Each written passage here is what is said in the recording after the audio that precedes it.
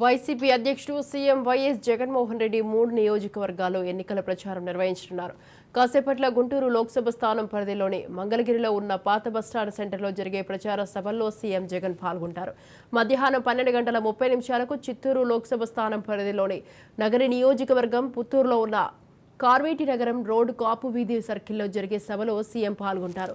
మధ్యాహ్నం 3 గంటలకు కడపలోని శ్రీ పొట్టి శ్రీరాములు సర్కిల్లో జరిగే సభలో సీఎం జగన్ ప్రజలను ఉద్దేశించి ప్రసంగిస్తారు.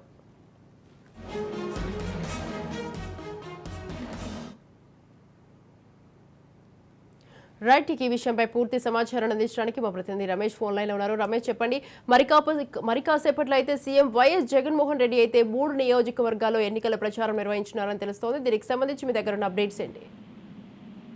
స్వాతి, ఏదైతే మీరు చెప్పినట్లుగానే వైఎస్ జగన్మోహన్ రెడ్డి ఎన్నికల ప్రచారాన్ని మరి కాసేపట్లో కూడా గుంటూరు పార్లమెంట్ కి సంబంధించినటువంటి మంగళగిరి నియోజకవర్గంలో కూడా ఎన్నికల ప్రచారం నిర్వహించున్నారు. కేవలం కొన్ని గంటలు మాత్రమే ఎన్నికల ప్రచారానికి తుది గడువు ఉందని చెప్పుకోవచ్చు. ఎందుకంటే దాదాపు బస్సు యాత్రల ద్వారా అటు బహిరంగ సభ ద్వారా సిద్ధం సభల ద్వారా కూడా రాష్ట్ర వ్యాప్తంగా కూడా సీఎం జగన్మోహన్ రెడ్డి సభల ద్వారా కూడా సంక్షేమ పథకాలను పూర్తి స్థాయిలో ప్రజలతో తీసుకెళ్లే విధంగా తన అభ్యర్థులను గెలిపించే విధంగా ఇప్పటి వరకు కొనసాగినటువంటి పరిస్థితి కనిపిస్తుంది. అయితే ఈ రోజు మంగళగిరి నియోజకవర్గంలో సభ నిర్వహించనున్నారు. మరికాసేపట్లో మంగళగిరి, అదేవిధంగా మధ్యాహ్నం చిత్తూరు జిల్లా నగరి నియోజకవర్గంలో సభలో పాల్గొంటారు. అదేవిధంగా సాయంత్రం కడప జరిగేటువంటి బహిరంగ సభలో కూడా పాల్గొనేటువంటి అవకాశం అయితే ఖచ్చితంగా కనపడుతుంది. అయితే పూర్తి స్థాయిలో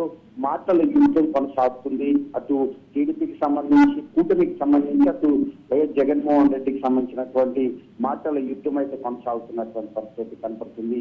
వైఎస్ జగన్మోహన్ రెడ్డి ఇచ్చినటువంటి సంక్షేమ పథకాలు 99% ఇప్పటికే నెరవేర్చానంటూ కూడా జగన్మోహన్ రెడ్డి చెప్తున్నటువంటి నేపథ్యంలో రానున్నటువంటి రోజుల్లో సంక్షేమ పథకాలు ప్రజలకి అందాలంటే మరోసారి వైసీపీని గెలిపించాలంటూ కూడా ఓటర్స్ ని అభ్యర్థిస్తున్నటువంటి పరిస్థితి కనిపిస్తుంది.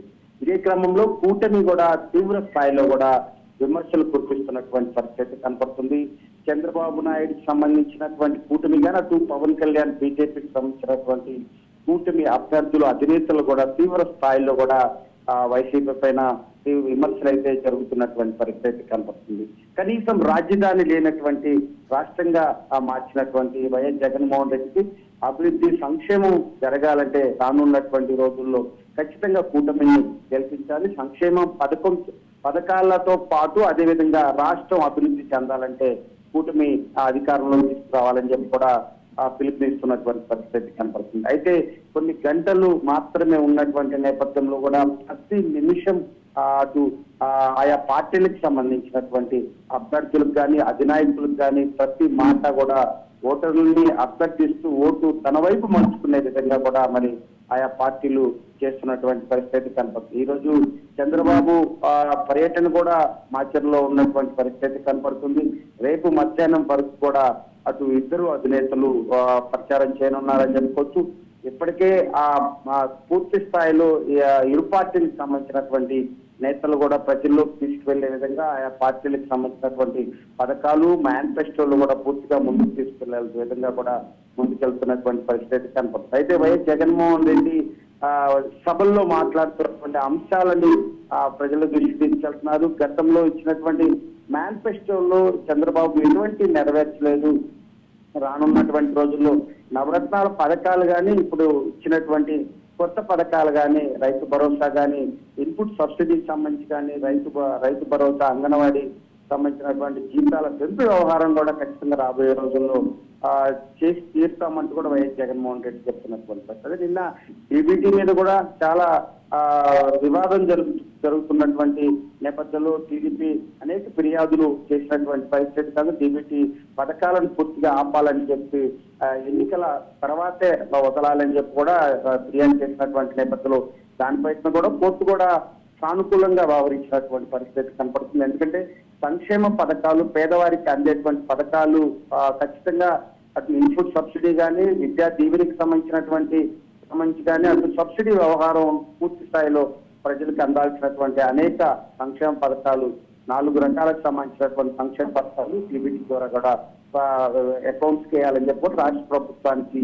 ఒక కీలక ఆదేశం అయితే హైకోర్టు ఆదేశాలు అయితే జారీ చేసినటువంటి నేపథ్యంలో ఈ రోజు కూడా లబ్ధిదారులందరికీ కూడా అకౌంట్స్ లో డీబీటీ ద్వారా కూడా పడేటువంటి అవకాశం ఉంది. అయితే ఏదైతే హైకోర్టు ఇచ్చినటువంటి తీర్పు కీలకంగా వ్యవహరించింది. ఏదైతే మరి ఈ రోజు ఆ డీబీటీ ద్వారా ప్రజలకు అందేటువంటి సంక్షేమ పథకాలని ఎక్కడ కూడా వైసీపీ ప్రచారంలో వాడుకోరాదంటూ కూడా హైకోర్టు ఇచ్చినటువంటి పిటిషన్ లో కీలకంగా అంశాలు చేర్చినటువంటి పరిస్థితి కనపడుతుంది.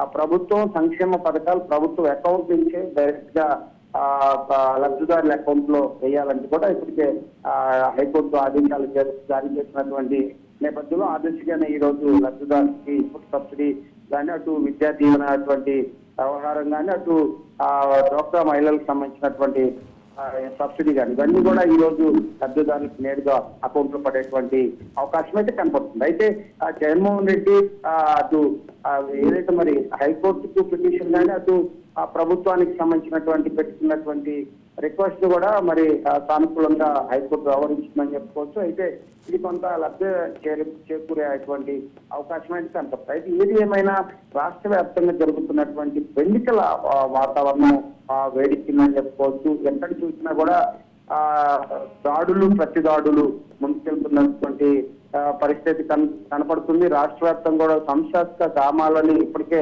కేంద్ర ఎన్నికల సంఘం గుర్తించినటువంటి పరిస్థితి కనపడుతుంది. కేవలం గంటలు మాత్రమే ఉన్నటువంటి నేపథ్యంలో ఇదంతా కూడా ఎన్నికల సంఘం పూర్తి స్థాయిలో దృష్టి సారించింది. ఎక్కడ చూసినా కేంద్ర బలగాలు సిఆర్పిఎఫ్ కానీ రిజర్వ్డ్ పోలీసులు కానీ భారీ సంఖ్యలో కూడా ఎన్నికల వాతావరణానికి అటు ఎన్నికల సంఘం పోలీసులు కూడా సిద్ధమైనటువంటి పరిస్థితి కనపడుతుంది. రాబోయే మరో 48 గంటల్లో ఎన్నికలు జరుగుతున్నటువంటి నేపథ్యంలో అటు జగన్మోహన్ రెడ్డి అటు చంద్రబాబు నాయుడు పవన్ కళ్యాణ్ బీజేపీ పూర్తి స్థాయిలో నువ్వా నేనా అన్నట్టు కూడా ఎన్నికల వాతావరణం ముందుకెళ్తున్నటువంటి పరిస్థితి కనపడుతుంది. ఏదైతే మొన్న డీజీపీ రాజేంద్రనాథ్ రెడ్డి మార్చిన తర్వాత వైఎస్ జగన్మోహన్ రెడ్డి కూడా మరి రానున్నటువంటి 13 జరిగేటువంటి ఎన్నికల్లో కొంత సానుకూలంగా ఉంటుందా లేదా అని కూడా ఒక డౌట్ క్రియేట్ చేసినటువంటి పరిస్థితి కనపడుతుంది. ఇదే క్రమంలో టీడీపీ కూడా తీవ్ర విమర్శలు అయితే చేస్తూ తన అనుకూలంగా ఉన్నటువంటి పోలీస్ అధికారుల ద్వారా ఇప్పటి వరకు రాజకీయాన్ని చేశారు. అటు రాష్ట్రాన్ని కూడా టీడీపీ సంబంధించినటువంటి నేతల మీద కేసులు పెట్టడం అనేక ఇబ్బందులు గురి చేశాడంటూ కూడా విమర్శలు చేస్తున్నటువంటి పరిస్థితి కనపడుతుంది. ఏది ఏమైనా కొంత జగన్మోహన్ రెడ్డి ప్రచారంలో డీజీపీ రాజేంద్రనాథ్ రెడ్డి మార్చిన తర్వాత కొంత రాష్ట్రంలో జరుగుతున్నటువంటి సర్వేలు ఎక్కువగా ఆ కూటమికి ఎక్కువగా వస్తున్నటువంటి నేపథ్యంలో జగన్మోహన్ రెడ్డి కొంత స్పీచ్ కూడా మారినటువంటి పరిస్థితి కనబడుతుంది. రానున్నటువంటి రోజుల్లో వైనాట్ 175 ఈ 3 రోజుల్లో ఎక్కడ కూడా కనపడినటువంటి పరిస్థితుల్లో రానున్నటువంటి 48 గంటల్లో జరుగుతున్నటువంటి ఎన్నికలు ఎవరికి ప్రజలు పట్టం కట్టబోతారు, వారు చేస్తున్నటువంటి ప్రచారం ప్రజల్లోకి ఎంతవరకు వెళ్తుందనేది కూడా వేచి చూడాల్సినటువంటి పరిస్థితి కనపడుతుంది. Thank you Ramesh, thanks for the details.